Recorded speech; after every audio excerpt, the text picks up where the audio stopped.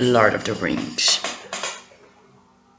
the franchise, the three first movies, not considering Robert, even though Robert passes before the three first movies. I'll say only about the three first movies that come out before the three first movies that are the three first movies. So to say, I'll speak about Lord of the Rings 1, 2, and 3, and go on.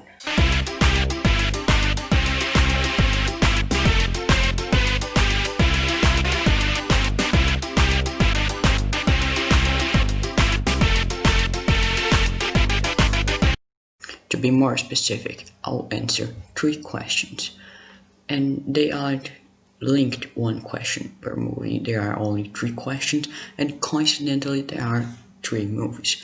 So, first question, how the concept of a catastrophe can be seen at Tolkien's masterpiece. Here that I'll say is that masterpiece isn't not used at this general, saying that masterpiece is the best of all. Masterpiece means that's the best of this actor. So I ain't saying that Lord of the Rings is the best franchise. But it's pretty good, and I'm be honest, I really want to talk bad things about this franchise, but I really like it. So, second question. Christianism and Lord of the Rings, are they linked? Yes, they are. I am Christian. I don't believe in God, but I'll speak about it. And the third question is how Lord of the Rings has changed your life. Yeah, now go on.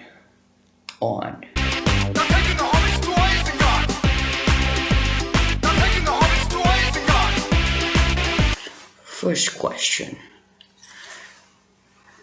A catastrophe is actually a term created by Tolkien, and obviously it will be used and seen in Tolkien masterpiece. Don't you agree with me? Having that in mind, okay, sorry, I forgot. What is a catastrophe? A catastrophe, and a catastrophe is actually when a character is destined to doom, to die, to a tragic ending, but then suddenly something that is believable happen, saving him and consider it a happy ending. Not generally the ending of the overall story, but an ending of the situation that was built to be a tragic moment. I hope you can understand. So,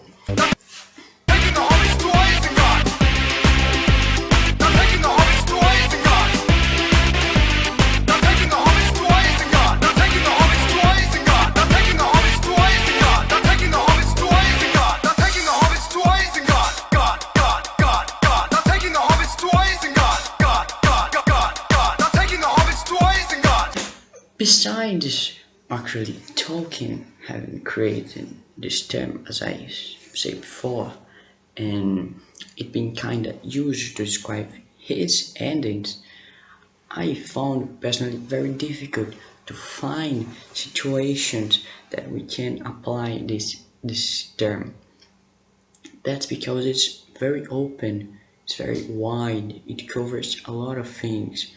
So I don't know what to put here. I don't know what scene will be the better thing to describe the overall meaning of the word or catastrophe. So I looked and the true ending, the ending of the last third movie is the best example that I could find.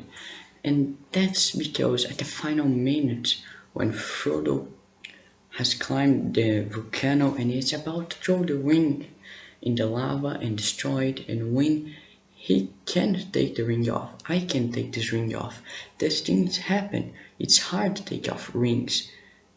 And that builds up attention. Obviously, he could find a way to cut his fingers, but the story doesn't give this possibility to us.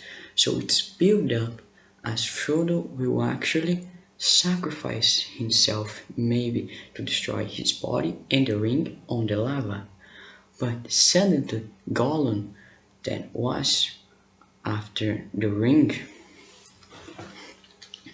appears from nothing, jumps on Frodo and bite his finger off, taking the ring with it. And then he falls on the lava. And Frodo is fine. He lost a finger. Yes, but he's alive. The ring will destroy. Happy ending, isn't it?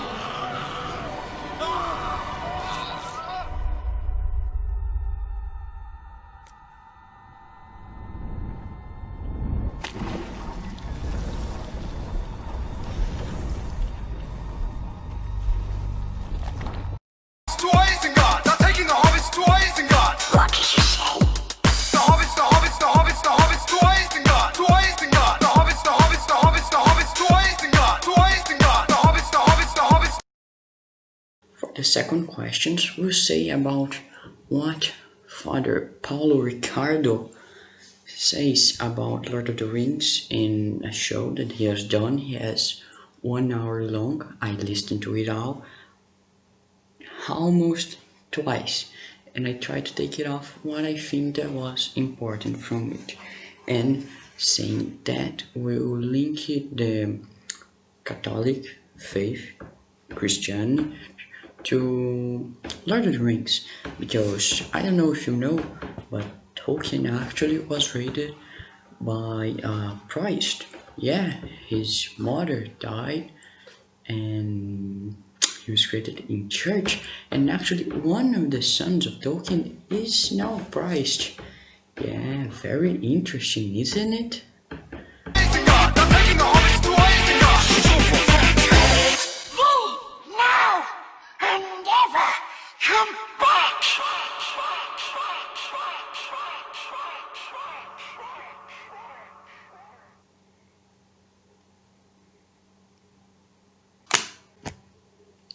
So, Father Paulo Ricardo tells actually was pretty nice of his part. We can see that he likes what he's joked saying about.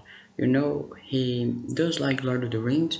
He does actually seems to believe in the Christian faith. So it's pretty nice that generally the Christian culture have this infamous habit of telling that everything that go against them is from devil, and that pop culture is a bad thing and we shouldn't have it.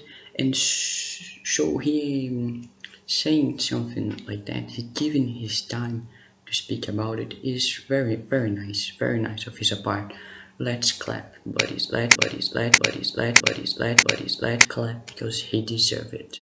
So about the representations that have in the movie, obviously in most of the movies there is the fight between the good and the evil, and that goes for Star Wars, Narnia, that the father actually mentions in his analysis.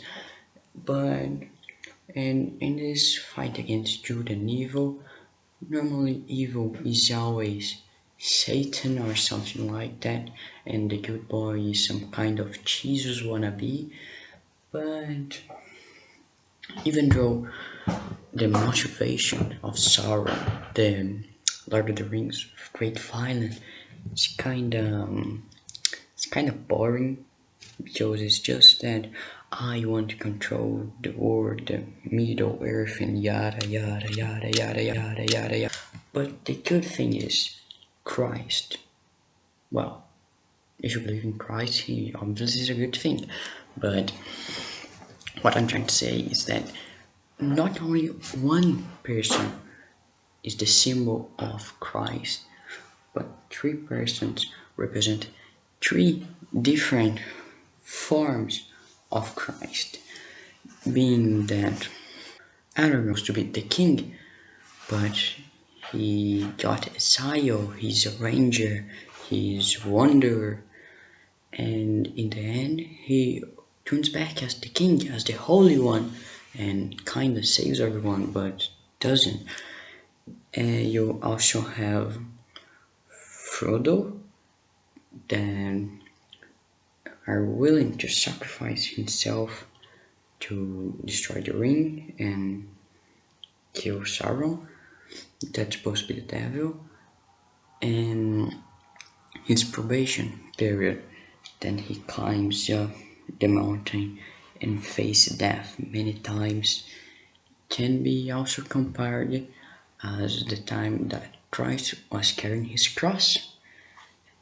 That I think Father doesn't tell, but I think that it was something that happened because he is going to his dad and he's suffering, but obviously in the end the catastrophe saves his life, something that didn't happen with Christ. But with Christ came the third part, that's Gandalf. Gandalf actually dies in many quotes because then he's some kind of spirit and they can die, but he dies. He fell out of the bridge, you shall not pass and everything, and he dies. But then he come back, he resurrects himself as the white, he was the gray, and he comes the white, the pure, and he'll save everyone. And something that's actually interesting to say is that Gandalf actually maybe really compared to Jesus because both of them supposedly came to Earth with great powers and abilities that they couldn't show us. So they got only to use his influence to conduct themselves to the right side, you know?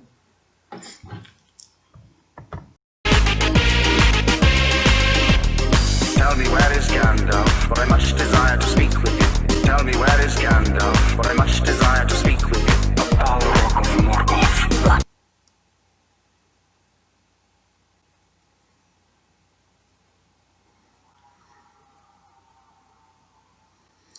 We live in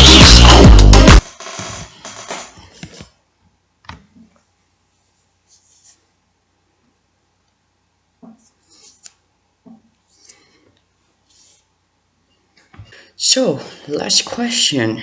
How Lord of the Rings has changed my life? Well, that's a pretty good question. So good that I myself doesn't have the closest idea of how Lord of the Ring has changed my life because I watched it when I was pretty young, and so there everything that I got then is part of my life, and I doesn't remember how I was before it.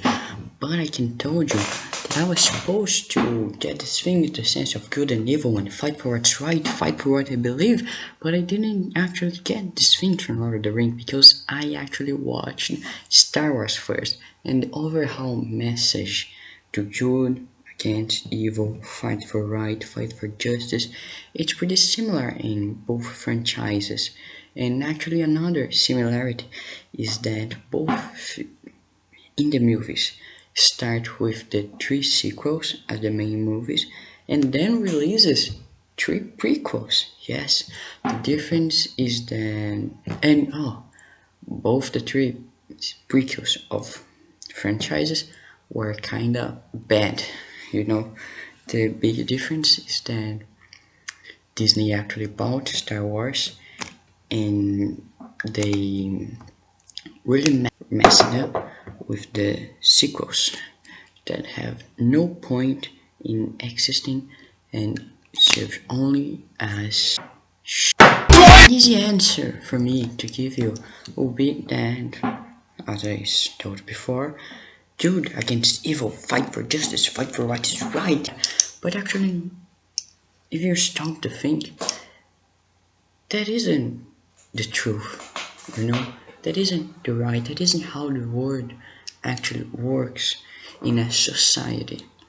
Because we don't actually have white and black. Our lives are gray, they're in the middle. There's good, there's evil. No one is either good or evil. We're everyone in the middle. Yes, I make this. Yes, I know it's wrong, but I don't care. Because you only live it once, or you don't. Even though I told you this message is wrong, it kinda serves as an open door, an open gate that everyone could understand, that maybe start clocking your head so that you can actually later find out that this message is incomplete. Because as father told, this isn't just a Christian movie, Christian book. They are also entertainment, good entertainment, that give you a message, that give you something for think, and entertains you, the principal part of it, until he actually says that Tolkien only starts reading here to say, well, can I make it? And then, yo, congratulations, you could make it and you're successful in it. And I forgot to tell you, it's actually I'm pretty confused right here. Lord of the Rings, even though I have no idea what it changed in my life, and should you open another gate for me to a medieval subject, knights and fantasy as Dungeons and Dragons that we actually play in school in lunchtime is very cool. I miss it. And yes, Matthew, you are a good master, but you should turn people into cups and put more random things in your campaigns. But I shouldn't be talking about it here. Oh yes, I want to tell you that this video is a joke. I hope you understand it.